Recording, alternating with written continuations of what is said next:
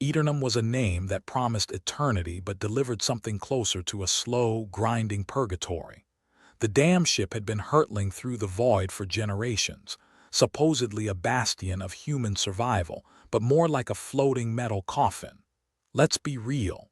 If you want to see the worst of humanity, cram them into a tin can for a few centuries with dwindling resources.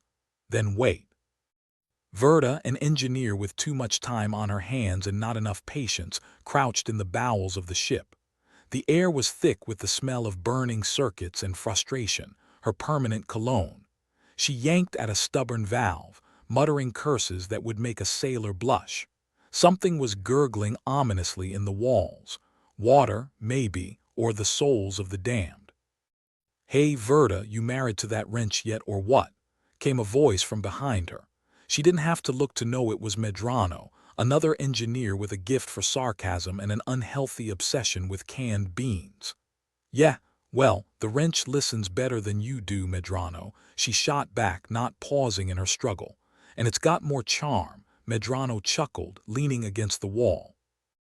"You know, I heard the captain's planning another one of his inspirational speeches. Maybe this time he'll tell us to eat each other. Cut down on resources, sounds like a plan. I'd start with eating you.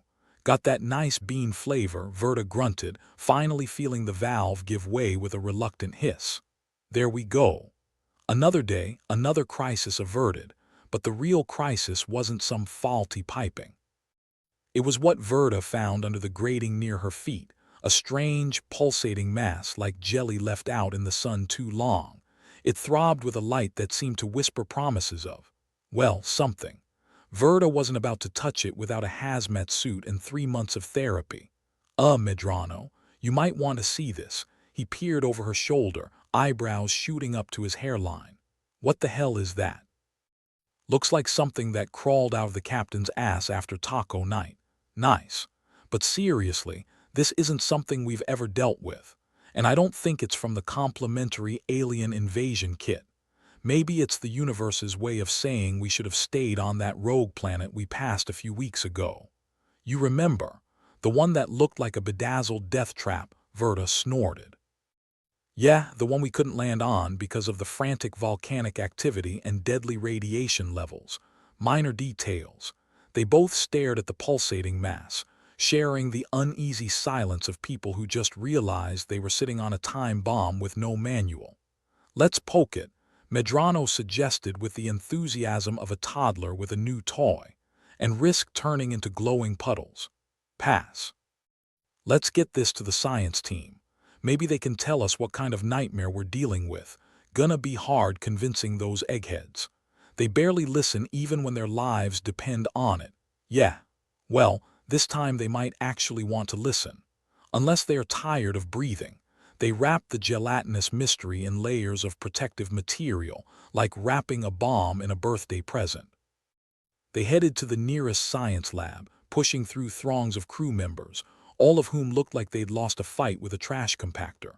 In the lab, Dr. Selma Tirek, chief scientist with the demeanor of a caffeinated owl, was immersed in her work, if you called staring at graphs a hobby. "Selma, you busy?" Verda asked, dropping the package on a metal table. The sound was ominous enough to make Selma's head snap up. "Depends. If you're here to complain about the air filters again, I'm legally authorized to ignore you, not today." "Found something." "Exotic." Selma eyed the package warily. "Exotic like it might kill us or it will definitely kill us, yes. Fantastic. My favorite kind of exotic." They peeled back the layers, revealing the glowing blob. Selma's eyes flared with the kind of excitement usually reserved for people who really like painting their nails while skydiving. This is fascinating," she breathed, poking it with a gloved finger. "It's definitely alien, and you found it in the ship, yup. Just hanging out like a misplaced lunch." Selma was already scribbling notes, her hand a blur. "We need to run some tests. Figure out if it's sentient or just another lethal jellybean from space." "Great. You do that. Meanwhile, we'll be over here tightening bolts and preventing explosions. Thanks for saving the ship from another extinction event, Verda," Selma said absently, already lost in her work. Yeah. Another day, another apocalypse averted. As Verda and Medrano left the lab, word about the alien substance began to spread through the Aeternum's corridors faster than a rumor about free booze. People talked, whispers turning into frantic questions, the air buzzing with the same kind of excitement you'd find in a shark tank during feeding time. "Think this could actually help us?" Medrano asked as they walked, dodging a group of kids using the hallway as a racetrack. "Help us what? Die faster? Maybe, but survive, who knows? All I know is, it's probably not friendly. Can't wait to hear what the captain has to say about this. Oh, he'll find a way to spin it into some motivational speech.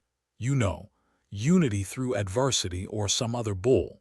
They returned to the engineering deck, which looked like the aftermath of a party where everyone got drunk and decided to disassemble the furniture.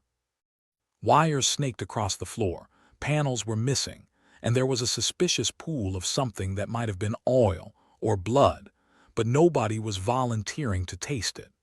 As they settled back into the chaos, Verda couldn't shake the feeling that they'd just stirred up something much bigger than her everyday engineering hassle. The kind of trouble that didn't just go away with a spanner and some grease. Later, as Verda lay in her bunk, staring at the flickering lights that were supposed to simulate stars, she wondered what other secrets the Aeternum held. Secrets that, like the universe itself, were vast, cold, and not particularly inclined to care about human life. She closed her eyes, letting the hum of the ship lull her into a restless sleep, her dreams tainted by visions of pulsing alien jelly. The next morning, she was woken not by the gentle chime of her alarm, but by the insistent blaring of the ship's emergency klaxon. Because why start a day with anything less than full-blown panic? She scrambled out of bed, pulling on her jumpsuit, her mind racing through the possibilities. Did the alien blob decide to throw a party? Did someone finally snap and try to airlock the entire crew? Or was it just another Tuesday? On her way to the control room, she bumped into Medrano, who looked as if he'd been dragged through a war zone. "What's happening?" she demanded, dodging crew members who seemed to be running in all directions at once. "Beats me," he replied, breathless and wild-eyed. "But it's big. Selma's been trying to reach you." They hurried to the lab where they found Selma surrounded by screens filled with incomprehensible data. She looked up, her expression a mix of excitement and terror. "Verda, the substance, it's emitting some kind of signal. I think it's calling out to something," Verda groaned. "Of course it is. Why wouldn't it be? Can't have a quiet day on the Aeternum. And there's more," Selma continued, her voice shaking. "People have been consuming it." "What?" Verda's voice was sharp enough to cut through the clamor outside. "Why the hell would they do that? Because it's addictive. Gives them a high like nothing else, apparently. Well, that's just perfect. We've got ourselves an alien drug epidemic on a ship already teetering on the brink." Selma nodded grimly. "We need to contain it, before it gets out of hand, or before whatever it's calling decides to answer," Medrano added, his voice tinged with a dark humor that barely masked his fear. With the threat of an alien invasion, or worse, hanging over them, Verda knew they were in deeper than anyone wanted to admit. Because when it came to humans and their penchant for screwing things up, the universe had a way of keeping score. And the Aeternum was just the latest chapter in a story as old as time. A grim reminder that no matter how far they traveled, humanity could never quite leave its demons behind. The Aeternum was a ship with all the charm of a rusted can at the bottom of a garbage heap. And right now, it smelt as if someone had cracked open a tin of despair and let it waft through the corridors. It was a fitting aroma for the mess they found themselves in. The emergency klaxon still blared its obnoxious tune, a symphony of panic that could drive a saint to murder. Verda and Medrano made their way through the chaos, trying to locate Captain Saren, the man who allegedly kept this tin can from falling apart. They found him on the bridge, wearing an expression that screamed, "I didn't sign up for this." His uniform was as rumpled as his spirit, and his eyes darted around like he was expecting the walls to start closing in. "Ah, Verda," Medrano Just the people I needed. He greeted them with all the enthusiasm of a man about to get a root canal. Heard you've got something for me. Hopefully it's better than what the rumor mill's been churning out. Depends, Medrano replied, shrugging. If you like stories about alien goo that doubles as a narcotic, you're in for a treat. Fantastic, Saren deadpanned. Just what we needed on top of dwindling water supplies and a growing list of mechanical failures. Every day's a carnival here, Captain, Verta chimed in, her voice dripping with sarcasm. And this is the prize at the bottom of the cereal box.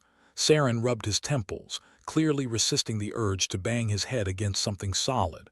All right, give me the rundown. What are we dealing with exactly?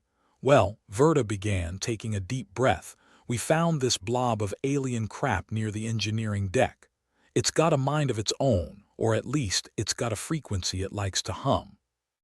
Turns out it's calling for friends, and some of the crew have decided it's the best thing since sliced bread. Great, Saren muttered. An alien party drug on a ship where the highlight of the month is a new flavor of nutrient paste. Not just that, Medrano added. It's addictive. Crew members are eating it, and if it's calling out. Well, I'm guessing we might get some unwelcome visitors answering. Saren sighed, his shoulders slumping under the weight of his command. All right.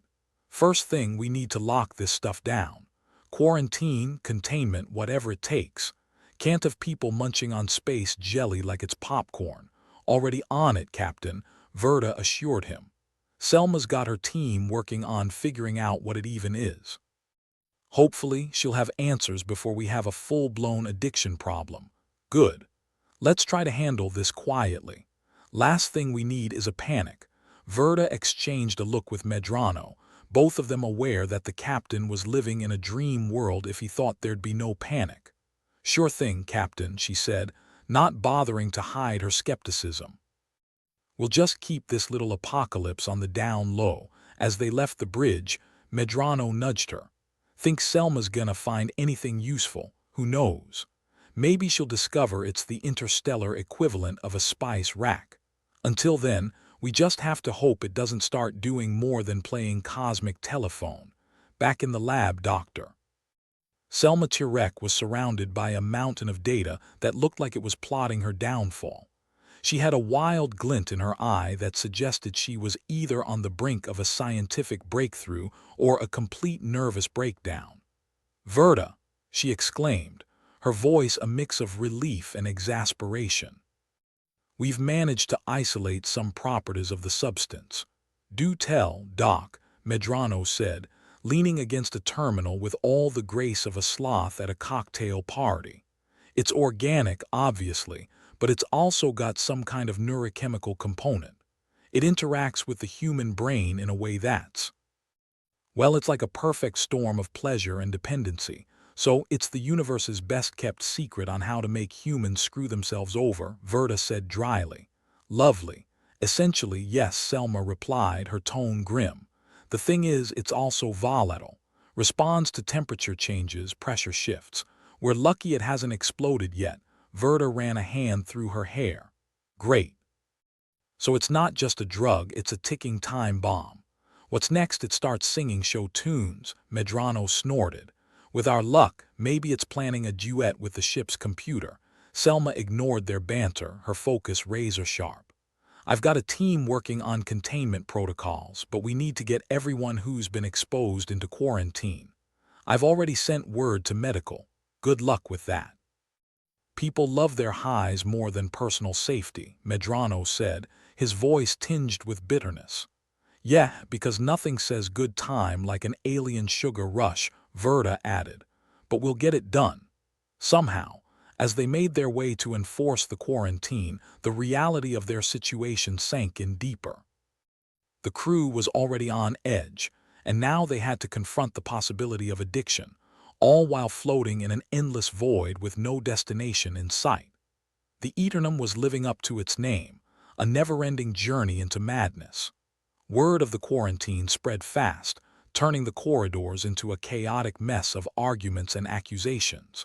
People were desperate, clinging to their new drug with the fervor of a religious zealot. It was up to Verda, Medrano, and a handful of security personnel to play the bad guys and separate the addicts from their fix. "Hey, we're doing this for your own good," Medrano shouted over the din, trying to keep the peace while people resisted. A young crew member, his eyes wide and glassy, stumbled forward. "You don't understand. It makes everything better, like the ship disappears and you're flying." "You can't take it away," Verda stepped in, her voice firm. "Listen, kid, I get it, but this stuff's dangerous. And if we don't get it under control, we're all screwed. You want to keep flying high. Help us fix this mess first." Reluctantly, the crowd began to disperse, the promise of survival a faint glimmer in their eyes. It'd be a long road to recovery, but it was a start. Meanwhile, Captain Saren was busy trying to manage the fallout, his attempts at order more akin to herding cats than leading a crew. Verda admired his persistence, even if his methods were about as effective as using a hammer to fix a computer. "Got any good news for me?" he asked when they regrouped, his voice weary. "Depends on your definition of good, Captain," Verda said. "We've got the crew mostly under control, but we're gonna need more than reprimands and rations to keep them there." "I know," Saren admitted. "I've sent a message to the council. They're not gonna be happy, but we need all the help we can get." Medrano chuckled darkly. "Yeah, because the council's been super helpful in the past. Remember the time they sent us extra supplies and it turned out to be nothing but toilet paper?" "Hey, you can never have too much toilet paper," Verda quipped. "Especially in a crisis." The captain gave a weary smile. "Thanks for the reminder. We'll figure it out." "We always do." As the days dragged on, the situation on the Aeternum became a balancing act between maintaining order and unraveling the mystery of the alien substance. Verda and Medrano spent their days oscillating between the engineering decks and the science labs, while Saren juggled the growing unrest among the crew. Selma, in her element, continued her investigation with an intensity that bordered on obsession. Every new discovery about the substance seemed to raise more questions than answers, but she soldiered on, her determination a beacon in the ship's ever-present gloom. "Any breakthroughs, Selma?" Verda asked one morning, her voice hoarse from lack of sleep. The scientist looked up, her eyes bloodshot but focused. "We've identified a potential way to neutralize its effects. If we can alter the compound's molecular structure, we might be able to render it inert." "Sounds promising," Medrano said, his tone skeptical. "But what about the signal it's sending out?" Selma frowned. "That's the tricky part. It seems to be a form of communication, but without knowing who or what it's talking to, we're shooting in the dark." "Great," Verda muttered. "Because everything else has been so straightforward." Despite the setbacks, there was a sense of camaraderie among those working to solve the crisis. The threat of the unknown had a way of bringing people together, even if only to share in the misery. As the days passed, the crew slowly adapted to the new reality, the initial panic giving way to a grudging acceptance of their situation. Quarantine was enforced with varying degrees of success, and Verda found herself growing more adept at navigating the ship's tangled politics. One evening, as she sat in the mess hall eating the ship's latest culinary abomination, something that vaguely resembled soup, Medrano joined her, his expression thoughtful. "Think we'll make it through this one?" he asked, stirring his bowl with a spoon that looked as tired as he did. "Probably," Verda replied, forcing a smile. "We're too stubborn to die. Besides, we've survived worse." "True," Medrano agreed. "But I can't shake the feeling that we're poking at something we don't really understand." "Welcome to life on the Aeternum," Verda said, raising her spoon in a mock toast, "where the mysteries are endless and sanity's optional." As they finished their meal, the ship shuddered slightly, its ancient bulk groaning as if in protest of their continued existence. Verda, feeling a chill despite the warmth of the room, knew that whatever secrets the alien substance held, they were still far from unraveling them. And as the Aeternum continued its journey through the void, the crew clung to their hopes, their fears, and their darkly humorous outlook on life, each of them aware that in the vastness of space, survival was a game of chance, and they were just waiting for the next roll of the dice. Verta slouched into the control room, feeling about as fresh as a week-old sandwich. The emergency klaxon was still blaring intermittently like a dying cat, but she'd grown used to the noise, or maybe just numb to it. She found Medrano hunched over a console, his face lit by the glow of a dozen flashing warning lights. "Anything new?" she asked, dropping into a chair that looked like it had seen better days a couple of generations ago. Medrano didn't glance up. "Oh, same old. Engines are failing, water's running out, and someone stole my last protein bar. So yeah, just another day in space paradise." "Great," Verta sighed, staring blankly at the ceiling. If she squinted, she could see where someone had scrawled "help" with what looked suspiciously like tomato paste. There was a sharp rap on the door, and Captain Saren walked in, looking every inch the commander of a ship held together by little more than spit and prayer. "Got news," he said, his voice as encouraging as a gravestone. "Selma's figured out a bit more about our alien friend. Please tell me it's good news," Verta said, already bracing for the opposite. "Depends on your perspective," Saren replied, scratching at the graying stubble on his chin. "Turns out the substance isn't just a drug, it's also a beacon, an alien come hither if you will," Medrano snorted. "Brilliant. First it's a narcotic, now it's a party invitation. All we need now is for it to start posting on space social media," Saren continued, ignoring the jab. "Worse still, someone on board's been leaking this info. Now half the crew thinks there's profit to be made from this stuff." "Of course they do," Verta muttered. "Why solve a problem when you can exploit it?" "Exactly," Saren said, his expression grim. "We've got factions forming. There's a group trying to hoard the substance, thinking they can bargain with whoever shows up. Because that always ends well," Medrano said dryly. "Do they think they're gonna negotiate with aliens for better rations?" "Wouldn't put it past them," Verta replied. "Some people would try to sell sand in a desert." Saren nodded. "Listen, we've got to get a handle on this. We need to find the leak, shut it down, and stop these idiots from starting an interstellar bidding war." "Sure thing, Captain," Verta said with a mock salute. "Just another day saving humanity from itself." They left the control room, setting off to track down the leak. The corridors were a hive of activity, crew members scurrying like ants whose anthill had been kicked over. Verta steered through the chaos, her mind already ticking through possible suspects. The list was depressingly long. In the ship's cramped mess hall, they found Selma, who looked like she hadn't slept since the last century. She was surrounded by data tablets, the screens a blur of alien symbols and chemical structures. "Selma," Verta called, strolling over. "Got a moment?" "I'm fresh out of those, but sure," Selma said, not looking up. "What's up?" "Apparently, someone's been playing loose lips with our little secret," Medrano said, his voice dropping to a conspiratorial tone. "Any idea who's got a reason to blab?" Selma frowned. "Could be anyone. Everyone's on edge looking for a way out or a quick buck. Desperation makes people do stupid things, like trying to sell alien crack to space pirates," Verta added. "Exactly," Selma said, finally meeting their eyes. "I've been hearing whispers. Some of the engineers maybe. They're closest to the substance since it's stored near the reactor." Verta nodded. "Great. Nothing like having saboteurs in the engine room. Look," Selma continued, "if someone's trying to leverage this, they won't stop just because we ask nicely. We need to show them what's at stake or make sure they believe it's not worth the risk." "Scare tactics," Medrano mused. "I like it. Nothing says rethink your life choices like a well-timed threat." "All right," Verta said, determination hardening her voice. "Let's find our would-be entrepreneurs before they get us all killed." The search took them to the bowels of the Aeternum, where the ship's spine was laid bare, a tangle of cables and conduits. It was the kind of place you could lose yourself for days, or lose a body if it came to that.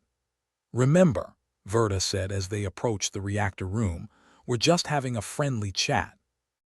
No need to go in guns blazing. Speak for yourself," Medrano muttered. "A little intimidation goes a long way." Inside, they found a group of engineers huddling around a table, their conversation dropping to whispers as Verta and Medrano entered.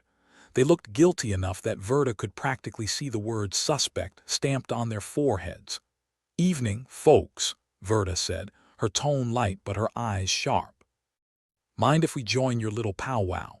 One of the engineers, a lanky man with a face like a rat, sneered. "What do you want? We're busy here." "Busy conspiring, maybe," Medrano said, folding his arms. "We heard there's been some unauthorized dealings going on. Wouldn't happen to know anything about that, would you?" The engineer shifted in his seat, a twitchy movement that screamed liar louder than a confession. "We're just talking. No harm in that." "Sure," Verda replied, her voice as smooth as sandpaper. "But we're not talking about swapping recipes, are we?" Another engineer, a woman with a scar running the length of her cheek, spoke up. "What's it to you? We're just trying to survive, same as you." "Difference is," Medrano said, leaning forward, "your survival plan screws the rest of us." The woman smirked, unrepentant. "Survival of the fittest, isn't that the law of the jungle?" "Maybe," Verda replied, "but this isn't a jungle. It's a tin can floating in space, and your actions could blow us all to hell." The first engineer glanced at his companions, weighing his options. "Look, we didn't mean any harm. Just thought if we had something valuable it might, give us leverage." "Leverage to do what?" Medrano snapped. "Invite a pack of aliens to have us for dinner." Verda placed a hand on Medrano's shoulder, calming his rising temper. "Listen, we get it. Times are tough. But we need to pull together, not start a war with an unknown species.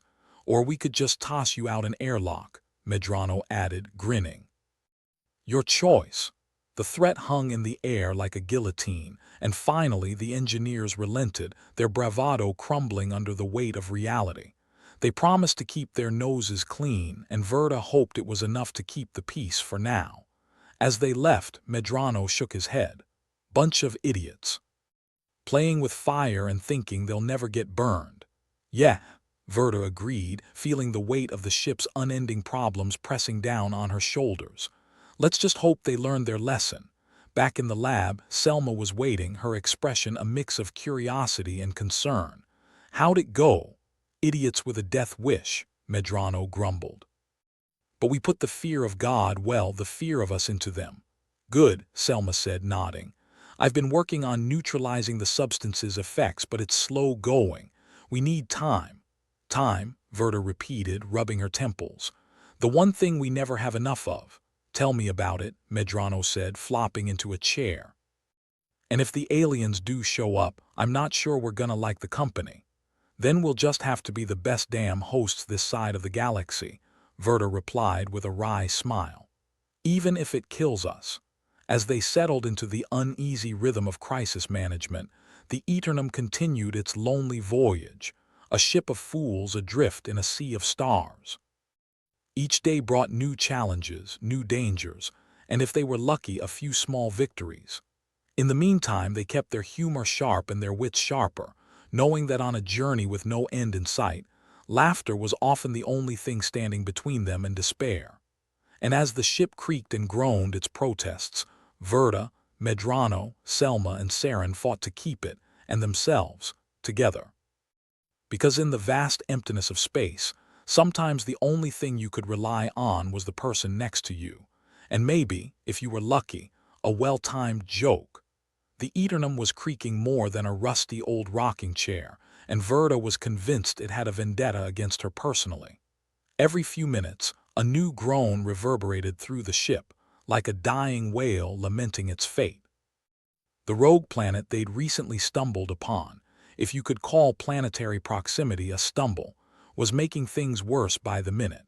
It emitted some kind of invisible influence, like a cosmic hangover, that was playing havoc with the ship's already tenuous systems. "These lights are gonna give me a seizure," Verda muttered as she squinted up at the flickering fluorescence. They blinked with a rhythm that could only be described as avant-garde. "Maybe that's the plan," Medrano mused, not looking up from the mess of wires and circuits he'd been attempting to resuscitate. "Kill us with aesthetics." "That would be a first for this ship," Verda said, running a hand through her hair, which was starting to feel as greasy as the ship's engine room. Captain Saren sauntered in, looking like he hadn't seen sleep since the last comet sighting. "We've got bigger problems than the interior design," he said, holding up a tablet displaying rows of fluctuating data points that were diving faster than a kamikaze pilot. "Let me guess," Verta said. "The rogue planet wants to eat us, the ship's turned masochist, and our water's running out." "Pretty much," Saren confirmed, his voice as dry as the inside of their water tanks. "Plus, the alien substance is affecting more of the crew. It's like a bad case of space flu with a side of existential crisis." Medrano sighed, pushing his chair back with a clatter. "If this ship had a conscience, it'd be guilty of attempted murder. And the crew's not much better," Saren added. "We've got more reports of sabotage. Someone's been tampering with the stabilizers, and unless they think they are going to win a Nobel Prize for gravitational freeform dance, they're just trying to get us all killed." Verta nodded, half amazed, half exasperated. "Because nothing screams good idea like destabilizing a flying death trap." Saren rubbed his temples. "We need a plan.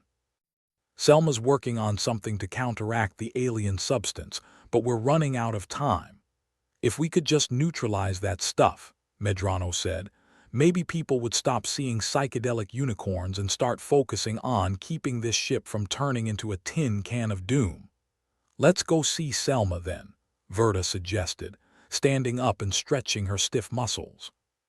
"It's time for a brainstorming session, or as I like to call it, guess what might kill us next."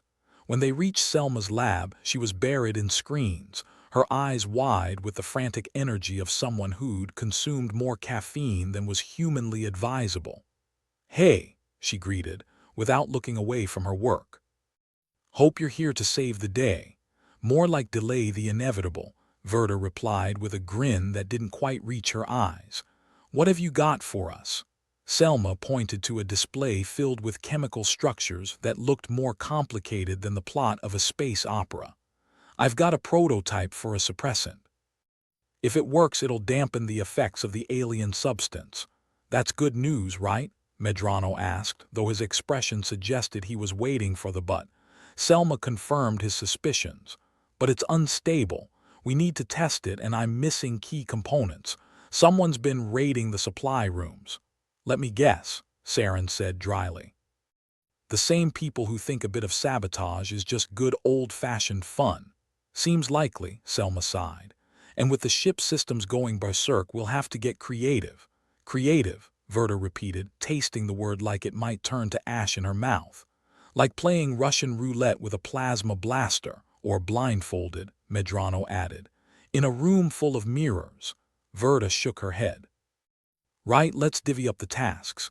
Medrano, you and I will try to track down the saboteurs.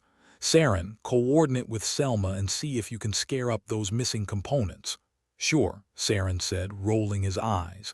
"Just what I wanted, a scavenger hunt in a ship that's trying to kill us."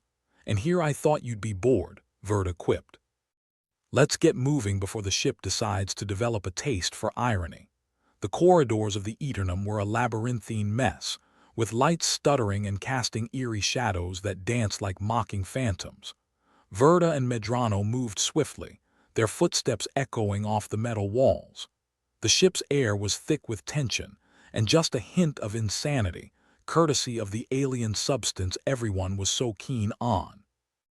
"Any idea where to start?" Medrano asked as they reached a crossroads of corridors. Verta considered it for a moment, remembering the faces of the engineers they'd confronted earlier. "Back to the engine room. I've got a hunch our friends might not have learned their lesson." The engine room was even more chaotic than usual, with tools scattered like breadcrumbs dropped by a particularly careless Hansel and Gretel. The same group of engineers were there, looking shifty as they pretended to work. "Well, well," Verta said, announcing their presence. "Fancy seeing you all here again."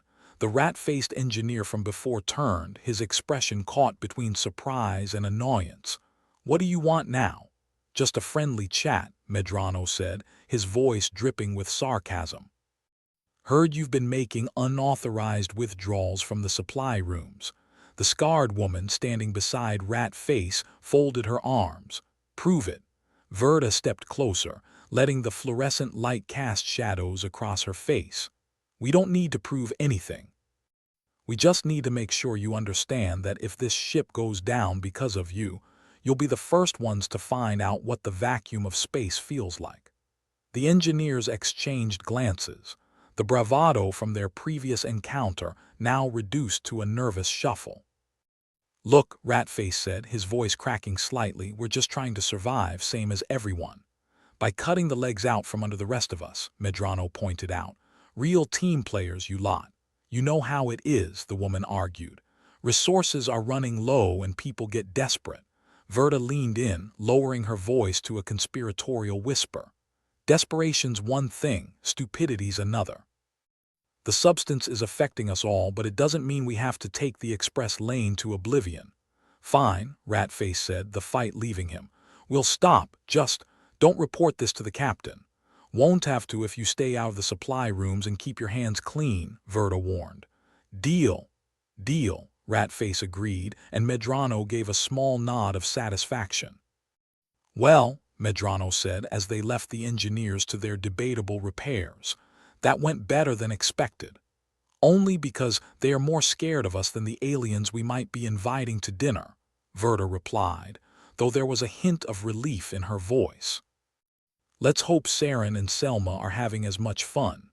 As they made their way back to the lab, the ship's internal comm system crackled to life, delivering Saren's voice, lined with urgency. "Verta, Medrano, get to the command deck. We've got a situation." The situation, as it turned out, was a full-blown riot in one of the lower levels, where the crew had taken it upon themselves to have a debate, fist first, about the alien substance's future. By the time Verta and Medrano arrived, the place looked like it had been hit by a small-scale meteor shower.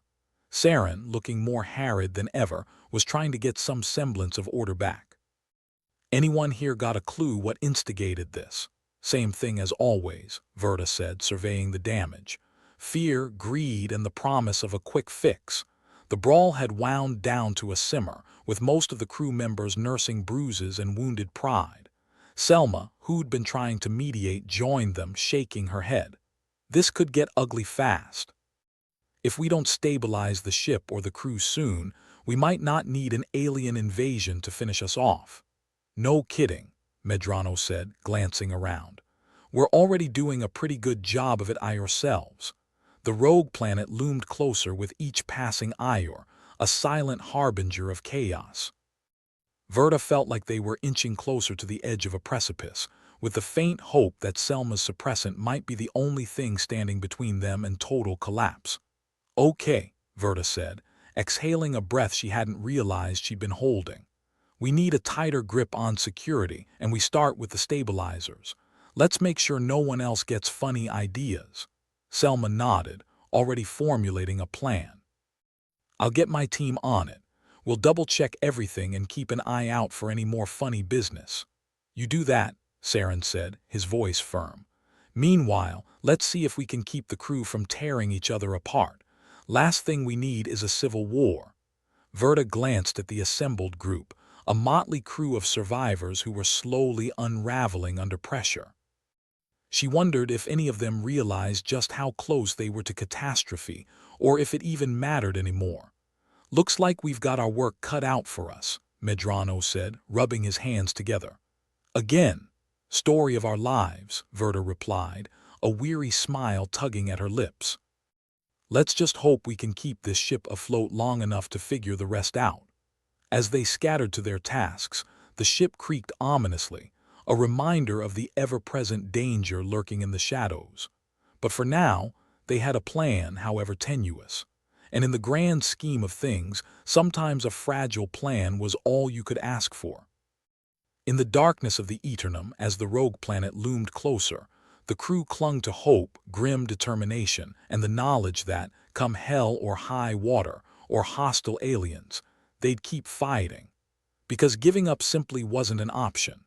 And maybe, just maybe, they'd find a way to turn their bad luck into something resembling a fighting chance. The Aeternum groaned like an old man with bad knees, echoing the mood of its beleaguered crew. Verta ran a hand through her tangled hair, which was beginning to resemble a bird's nest after a Category 5 storm. The corridors seemed longer than usual, stretching ahead like a bad punchline that never lands. Verda had a plan. Well, more like a half-baked idea she'd scraped together from desperation and a lack of better options. She was going to try talking to the aliens, because if there's one thing more terrifying than hallucinating crew members and a failing ship, it's trying to make first contact. Medrano, ever the skeptic and professional pessimist, was less than enthusiastic. "You sure about this, Verda?" "I mean, talking to aliens sounds like a great way to end up as a cautionary tale. What's the worst that could happen? They hang up on us." Verda shrugged, trying to ignore the growing pit of dread in her stomach. "Besides, it's not like we have a lot of other options." Sure, Medrano said, his voice oozing with sarcasm. "And if they do answer, what then? Invite them for tea and biscuits." Verda shot him a look. "I was thinking more along the lines of please don't kill us or turn us into intergalactic guinea pigs." Medrano sighed, the sound carrying the weight of a man who'd seen too many bad ideas in his time. "All right, I guess we're going alien hunting.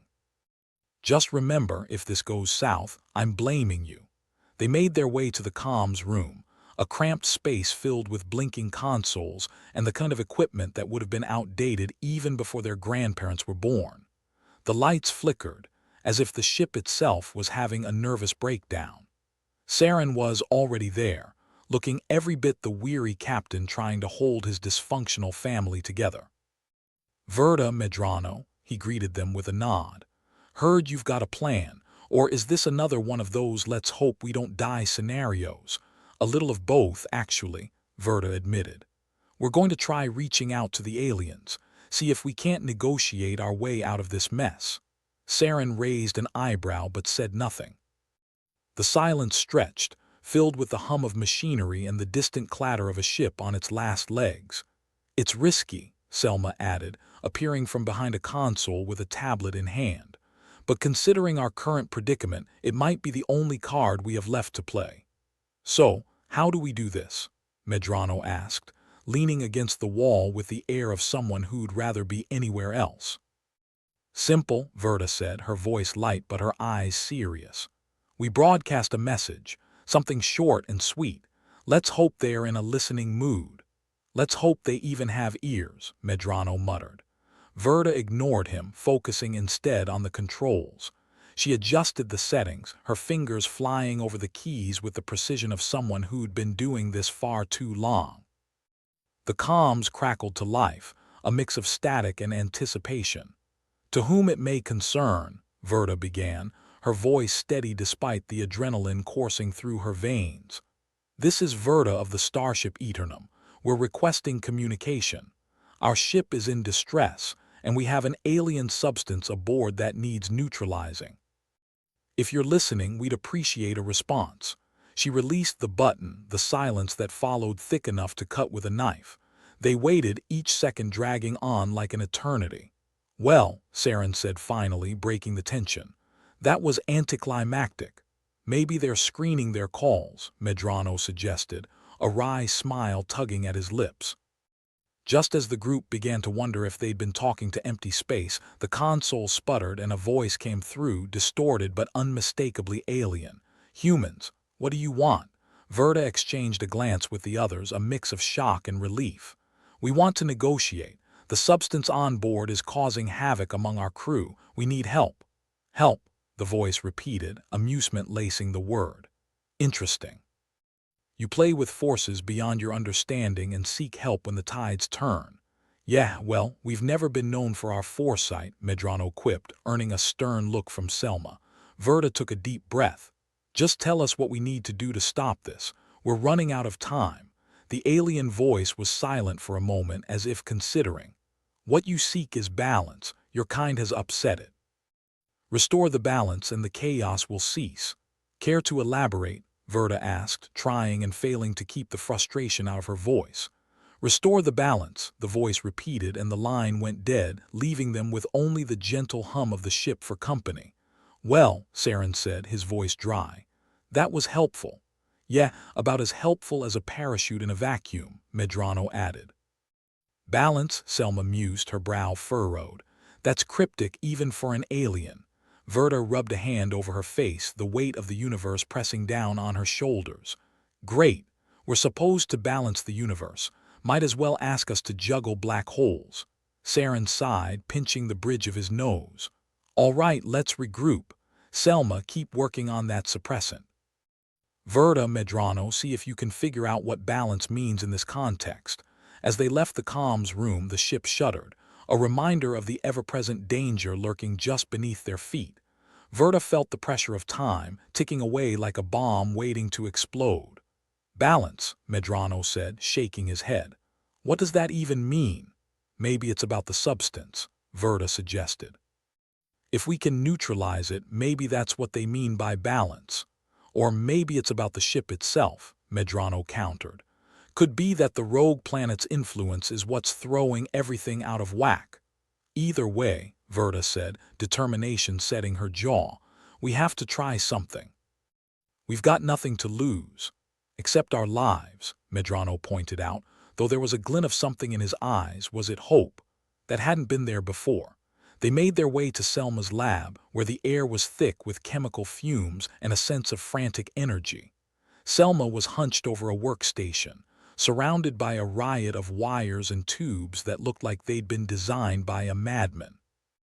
Any luck? Verta asked, trying to sound more optimistic than she felt. Some, Selma replied, not looking up from her work. The suppressant's coming along, but it's still unstable. We need more time.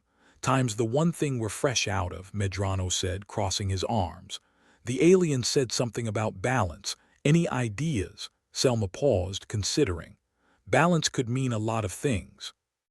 The substance is definitely part of it, but it might also be linked to the ship itself. The rogue planet's affecting our systems. If we can stabilize the ship, we might be halfway there. So, fix the ship, fix the substance, and hope the aliens don't decide to vaporize us for good measure, Verta summarized. That's the gist of it, Selma agreed, a wry smile on her lips. Guess we better get to work then, Medrano said, clapping his hands together. No sense sitting around waiting for the universe to do us any favors. Verta nodded, feeling a renewed sense of purpose. Let's split up. Medrano, see if you can get the stabilizers back online. Selma, focus on the suppressant. I'll see what I can do about coordinating with the rest of the crew. Right? Selma said, already turning back to her work. Let's get this done. As they scattered to their tasks, Verta felt a flicker of hope, fragile and tentative, but there nonetheless. They were up against impossible odds, but they were still fighting. And maybe, just maybe, they'd find a way to pull through. The ship creaked around them, a symphony of failing systems and overtaxed machinery. But beneath it all, there was a sense of determination, of a crew willing to do whatever it took to survive. Because in the grand scheme of things, surviving was all that mattered. And as long as they were still breathing, they'd keep fighting. The Aeternum groaned like an old man getting out of bed. Verta could relate. All right, folks, she said, gathering the crew in the dimly lit control room. We've got a message from the aliens. They say we need to restore balance. Balance, Medrano sneered, tapping on a console with all the enthusiasm of a child being told to eat their vegetables. Sounds like some new age bullcrap. What's next? Crystals and incense. Maybe we can smudge the ship with sage, Selma quipped, glancing up from her tablet. Couldn't hurt, Verta said, half serious.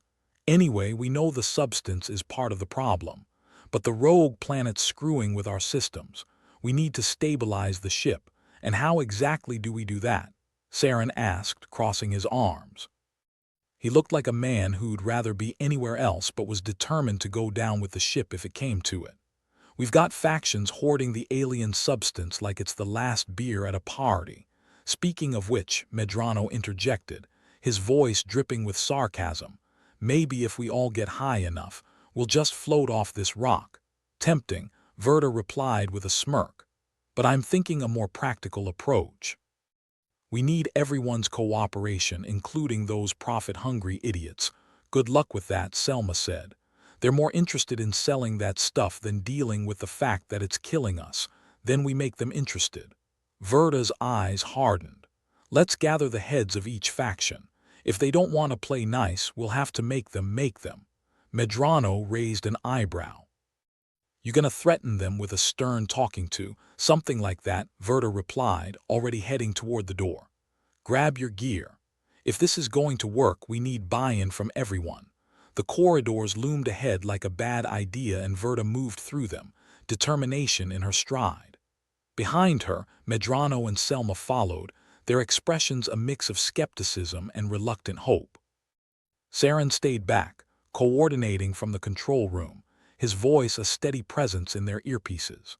Their first stop was the engineering bay, where the sound of clattering tools and muttered curses created a symphony of chaos. Rilmer, leader of the engineers and unofficial head of the We Don't Trust Anyone faction, was hunched over a console, his fingers flying with the speed of a man who probably hadn't slept in days. Rilmer, Verda called, stepping into the room. We need to talk. Busy, he grunted, not looking up. Busy dying, Medrano added helpfully. Because that's the only thing we're all succeeding at right now. Rilmer finally glanced up, his expression a mix of irritation and exhaustion. What do you want? The ship's falling apart and we've got an alien substance making our people sick, Verda said. We need everyone working together to fix this, and by everyone she means you too, Selma added. Before the whole ship turns into a floating tomb, Rilmer sighed, rubbing the bridge of his nose. You think this is new to me? I'm doing what I can, but it's not enough. Exactly. Verda leaned forward, her voice low and urgent. That's why we need all hands on deck. If we don't stabilize the ship, we're all screwed. Rilmer hesitated, his gaze flicking between them. All right, he said finally. I'll call the engineers, but I can't promise they'll all listen. It's a start, Verda said, clapping him on the shoulder. Thanks. One down, several more to go. The next stop was the crew quarters, a maze of narrow corridors and flickering lights. Here, Verda found the self-appointed leaders of the Profit over Survival faction, a group of opportunists who'd managed to hoard a worrying amount of the alien substance. Ah, the dream team, Medrano drawled as they approached. Come to join us at last. Kellen, the ringleader, leaned against the wall with the relaxed posture of someone who knew he had the upper hand. What do you want, Verda, to keep us all from dying? Verda said dryly. We need to stabilize the ship and neutralize the substance. We're asking for your support. Kellen laughed, an unpleasant sound that echoed off the metal walls. And what do we get in return? You get to live, Selma said, rolling her eyes. Or is that not enough incentive for you? Well, Kellen said, feigning thoughtfulness, it's a tempting offer, but I think we'll pass. Verda stepped closer, lowering her voice so only he could hear. If the ship goes down, there's no escape. No ships left to hijack, no planets to land on. You're not just screwing us, you're screwing yourself. Kellen studied her for a moment, his expression calculating. Fine, he said finally. But I expect a cut of whatever's left when this is over. Deal, Verda said, though she had no intention of honoring that particular promise. Now let's move. The rest of the day passed in a blur of activity. Verda, Medrano, and Selma worked tirelessly to rally the crew, persuading, cajoling, and occasionally strong-arming them into cooperation. It was like herding particularly stubborn cats with a death wish. By the time they returned to the control room, they were exhausted but cautiously optimistic. The air was thick with tension, the kind that made your skin itch and your heart race. Status update, Saren barked as they entered, his eyes glued to the fluctuating data on his tablet. We've got the engineers on board, Verda reported, and the Profit crowds agreed to help for now. Good. Saren nodded. Let's hope it's enough. They settled into their stations, the room buzzing with a sense of urgency. The ship shuddered beneath them, a reminder that time was running out. Let's go over the plan, Verda said, bringing up a schematic of the ship on the main console. We need to stabilize the engines and neutralize the substance. If we can do that, then maybe we'll live to see another terrible day, Medrano finished. Exactly, Verda agreed. Selma, how's the suppressant coming? It's still a work in progress, Selma replied, her fingers dancing across the tablet. but I've made some headway. If we can distribute it through the air filtration system, it should help. Medrano echoed. That's reassuring. Well, it's either that or we start handing out death certificates, Selma shot back. Focus, people, Saren cut in. We've got one shot at this. Let's not screw it up, right? Verta said, taking a deep breath. Selma, get that suppressant ready. Medrano, help the engineers with the stabilizers. I'll keep coordinating the crew as they disperse to their tasks. Verta felt the weight of the universe pressing down on her shoulders. But beneath the fear and exhaustion, there was a flicker of hope, a fragile, stubborn thing that refused to die. The hours slipped by, a blur of frantic effort and frayed nerves. Verta worked tirelessly, coordinating the crew, checking in on progress, and occasionally stepping in to diffuse tensions. It was like juggling grenades with the pins already pulled. Finally, Selma's voice crackled over the comms. Suppressant's ready. We're about to release it into the air system. Do it, Verta replied, holding her breath. This was it, the moment of truth. The seconds ticked by, each one a lifetime. Then slowly the oppressive atmosphere in the control room began to lighten as if a weight had been lifted. Verta felt the tension in her muscles ease, the headache that had been plaguing her for days receding. It's working, Selma confirmed, her voice triumphant. Good, Saren said. Now let's see if the engineers can pull off a miracle with those stabilizers. Miracle might be a bit strong, Medrano cut in, his voice crackling over the comms. But we've managed to jury-rig a solution. Engines should hold for now, should. Saren echoed, raising an eyebrow. Not exactly comforting. It's the best we've got, Medrano replied. Unless you've got a magic wand lying around. The ship shuddered again, but this time it felt different. Less like the death throes of a dying beast and more like a tentative step toward stability. Well, Verta said, looking around the control room at her exhausted but determined crew. We're not dead yet. High praise, Medrano quipped. Let's try to keep it that way. They settled back into their stations, the tension easing but not entirely gone. There was still a long way to go and the odds were still stacked against them. But for the first time in a long time, they had a fighting chance. And sometimes, a fighting chance was all you needed. Verta stood in the control room, surrounded by the subtle hum of electronics and the not-so-subtle hum of impending doom. Her crew was patchwork at best, but damn if they weren't all she had. Somewhere in her heart, probably buried under layers of cynicism and sarcasm, a tiny flame of hope flickered. All right, Verta announced. This is the moment where we either save the day or collectively meet our maker. Personally, I'd rather not take the second option. Second option comes with a hell of a view, though, Medrano chimed in, fiddling with the console like he was trying to tickle it back to life. If staring into the abyss is your thing, sure, Selma snorted, not looking up from her tablet. Though I'd prefer not to go out gasping for air. Verta rolled her eyes. Okay, folks, enough with the death wish. We've got a stabilizer to fix and an alien beacon to disable. Are we ready? As ready as we'll ever be, Saren replied, his eyes still glued to the tablet where data points danced like caffeinated ants. Let's hope those aliens were smart enough to underestimate our stupidity and our desperation, Selma added. Never underestimate a desperate human. Their plan was simple, which of course meant it was probably doomed to spectacular failure. But simplicity had its charms, mainly fewer things to mess up. Selma's suppressant was flowing through the ship's veins now, and the engineers were praying to whatever gods they believed in that their duct tape miracle on the stabilizers would hold. Everyone's in position, Saren informed them, sounding like a man who really wanted a stiff drink. Let's do this. The ship shuddered as if it too was holding its breath. Verta felt a bead of sweat trickle down her spine, or maybe it was a chill.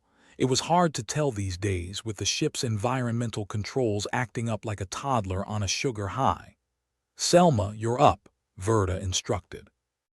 Selma tapped a few buttons on her tablet with the kind of precision usually reserved for bomb defusal, or maybe it was the same thing considering the stakes. Suppressants in full flow. If this doesn't work, I'm blaming Medrano. Blame noted, Medrano replied dryly. Next time, I'll be sure to bring the magic pixie dust. The suppressant, they hoped, would dampen the alien substance's effects.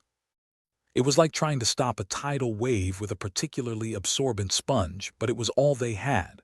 Rilmer, Verta called over the comms. How are those stabilizers? Jury-rigged and praying, Rilmer's voice crackled back. If the ship holds together a few more Iors, it'll be a miracle. We'll be sure to name a holiday after you, Medrano said. Make sure it's a paid one, Rilmer replied. They were a strange bunch, Verta thought, relying on each other's dubious talents and equally dubious humor to keep from falling apart.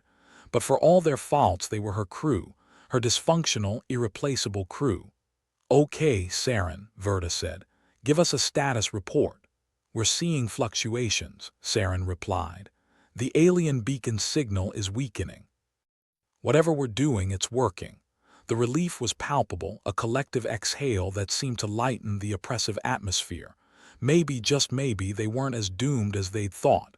Keep monitoring it, Verta instructed. If it stabilizes, we're in the clear. If not, well, Plan B, Medrano suggested.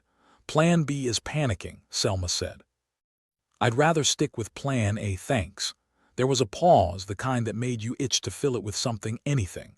Verta decided to fill it with action. Let's move, she ordered, leading the way out of the control room and into the ship's labyrinthine corridors. The crew followed, their footsteps echoing like a funeral march. If this worked, they'd have a chance to fight another day. If not, well, at least they wouldn't have to worry about paying off their debts. As they moved through the ship, the walls seemed to close in like the maw of some great beast. Aeternum had been their home for generations, but now it felt more like a rusty coffin hurtling through space. Think the aliens know what we're up to? Selma asked, her voice low and conspiratorial. If they do, they're not stopping us, Medrano replied. Maybe they're just watching, seeing if we can pull this off. Or maybe they're just laughing at our stupidity, Saren added. Wouldn't be the first time, Verta said, but let's prove them wrong. The engineering bay was a hive of frantic activity, engineers rushing around like ants on a hot plate. Rilmer was in the middle of it all, a weary general commanding his troops. Rilmer, Verta called as they entered. How's it looking? Like a disaster waiting to happen, Rilmer replied, but a slightly more stable disaster. Well, that's something, Selma quipped. We'll take it. Stabilizers are holding for now, Rilmer reported. But the alien influence is still there, just weaker. Can we neutralize it completely? Medrano asked. Not without figuring out the source, Rilmer admitted. But if we can maintain this balance, we might just get through this. All we need is time, Verta said. Get back to work and pray to your deity of choice. With a nod, Rilmer returned to his console, the engineers following his lead. Verta watched them for a moment, a strange sense of pride bubbling up. They were doing it. Against all odds, they were fighting back. All right, Verta said, turning to her crew. Let's get back to the control room and keep this ship together. The walk back was a blur, Verta's mind racing with possibilities. They'd managed to hold the ship together, but for how long? The rogue planet was still out there, its invisible influence a constant threat. And the aliens, what were they up to? As they entered the control room, Saren looked up from his tablet, his expression a mix of exhaustion and hope. Beacon still weakening, he reported. We might actually pull this off. Never thought I'd hear you say that, Medrano remarked. What's next? You admitting you were wrong about something? Don't push it, Saren replied, a ghost of a smile playing at his lips. Verta settled into her station, her mind a whirl of calculations and contingencies. They'd come so far, but the finish line was still out of sight. Yet for once the odds didn't seem so insurmountable. Keep monitoring, she told Saren. We need to know the second anything changes. Outside, the ship shuddered, a reminder that they were still on the edge of disaster. But they were used to living on the precipice, dancing with danger and laughing in the face of doom. Here's to surviving another day, Verta said, raising an imaginary glass. Cheers to that, Medrano replied. Let's hope tomorrow isn't as much of a disaster. If it is, we'll face it together, Selma said, her voice resolute. They settled into their stations, the weight of the universe pressing down on them. but beneath the fear and fatigue there was a sense of camaraderie, a bond forged in the fires of adversity. For the first time in a long time, Verta felt a flicker of hope, a fragile, stubborn thing that refused to die. They weren't out of the woods yet, but they were closer than they'd ever been. And sometimes a fighting chance was all you needed. The control room smelled like sweat, desperation, and the faintest hint of victory, which was a new aroma for the Aeternum. Verta leaned back in her chair, feeling like she'd just run a marathon with her brain. The emergency klaxon had fallen silent, leaving a void that was almost comfortable in its absence. "Well," Medrano said, his voice a tired drawl, "I'd say we've earned a drink, but I'm pretty sure we drank the last of the good stuff celebrating that time we almost fixed the engines." "You mean the time they exploded?" Selma asked without looking up from her tablet, which was still displaying more fluctuating data than a politician's promise. "Details," Medrano shrugged. "Point is, we survived." Again, Verta added, trying not to sound too smug about their scrape-through-the-netherworld victory. She sat forward, elbows braced on the console in front of her. "How's it looking out there, Saren?" Saren squinted at the tablet in his hand like it owed him money. "Beacons still weakening. Stabilizers holding. We're as stable as a one-legged table, but it'll do." "Great," Verta nodded before adding with mock solemnity, "On behalf of the universe, I'd like to say, screw you to the rogue planet and its invisible influence." There was a round of tired laughter. It was the kind of laugh that came when you realized you'd cheated death and lived to complain about it. Verta relished it. "So," Selma said, leaning back in her chair with a heavy sigh, "are we going to talk about the elephant in the room or just shove it out the airlock and hope it doesn't float back?" Verta raised an eyebrow. "Which elephant? The rogue planet, the alien narcotics, or the fact that we're all probably still high?" "Let's start with the rogue planet," Selma replied dryly.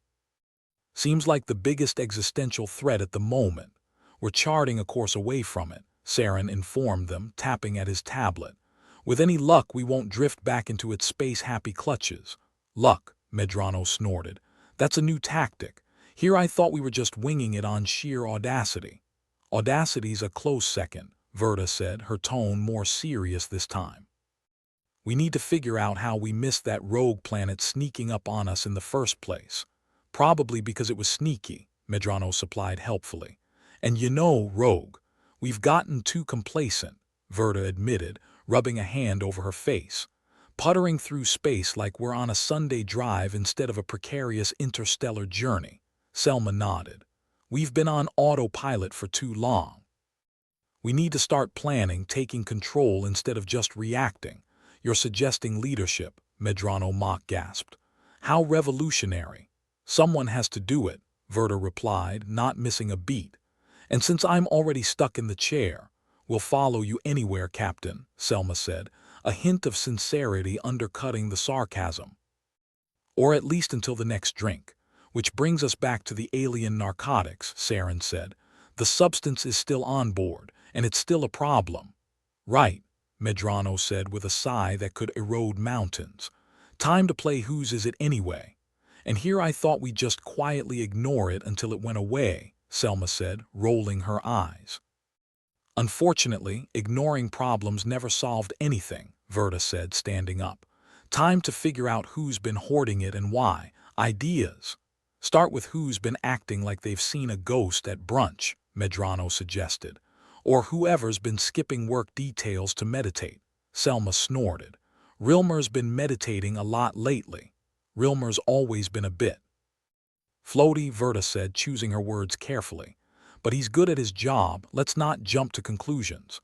"Right," Saren added. "We did just save the ship. Maybe he was just finding his center. Or he's the center of this mess," Medrano said. "Either way, we've got to deal with it." "And we will," Verta assured them, adding another non-option to their growing list. "But first, let's make sure we've got everything stabilized, one disaster at a time." The ship creaked ominously, as if voicing its own opinion on the matter. Verta ignored it. The Aeternum had been their home for generations, and it creaked like an old man with a vendetta. They'd deal with the alien narcotics, the rogue planet, and anything else the universe threw at them. But first, they needed to catch their breath. "Let's take a moment," Verta said, sinking back into her chair. "The bastard universe can wait." The crew shared a look, the kind that conveyed gratitude and exhaustion in equal measure. They'd done it. Against all odds, they had survived. Now there was only the minor task of rebuilding their lives. Easy. "Are we still alive?" Rilmer's voice crackled over the comms, sounding more like an apologetic ghost than a person. "Barely," Medrano replied, grinning. "But aren't we always?" "True enough," Rilmer said. "I've got the engineers fixing what they can. We'll have a report in a few hours." "Good work," Verta said. "We'll need a full inventory too," and Rilmer, "Yeah, thanks." There was a pause, one of those rare moments where words failed to encapsulate the weight of emotion behind them. Then Rilmer's voice came back, a little lighter. "Don't mention it, Captain." With the comms off, Verta turned back to her crew.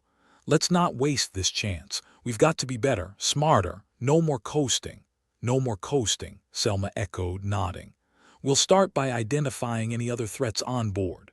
And maybe discovering a few friends along the way," Medrano added, his tone deliberately flippant.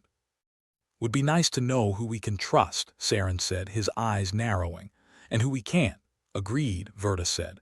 "But one thing's for certain, we're not splintering off into factions. We're one crew, one ship, we stick together. Like duct tape on a hull breach," Medrano quipped. "Or, whatever holds us together these days." "Hope and desperation," Selma said, the corners of her mouth quirking up. "Mostly desperation," Saren corrected. "But at least we're united in that." Verta looked around at her crew, feeling a strange warmth in her chest, a sensation she hadn't felt in a long time. Maybe it was hope, or maybe indigestion. Hard to tell.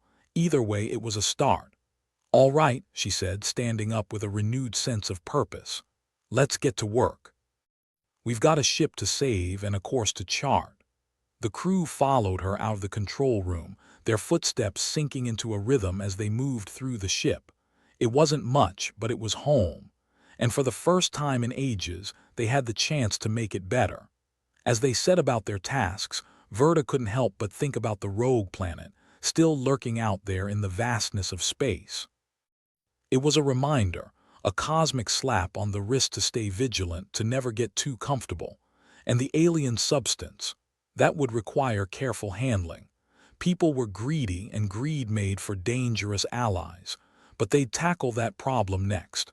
For now, they'd celebrate the fact that they weren't out gasping for air in the vacuum of space.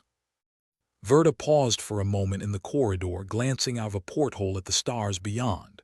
The universe was vast and uncaring, but for the first time in a long time she felt like they had a fighting chance. "Hey, Captain," Selma called from behind her, interrupting her moment of introspection. "You coming?" "Yeah," Verta replied, turning away from the stars and back to her crew. Wouldn't miss it for the universe. With that, they moved forward step by step into whatever awaited them next. They were a long way from their destination, but the journey was half the battle. "Let's make sure we've got plenty of duct tape," Medrano suggested, grinning. "And whiskey," Selma added. "And hope," Verta concluded. They laughed as they went, the sound echoing through the ship like a defiant challenge to the universe. Let it throw its worst at them. They'd faced it all before, and they were still here.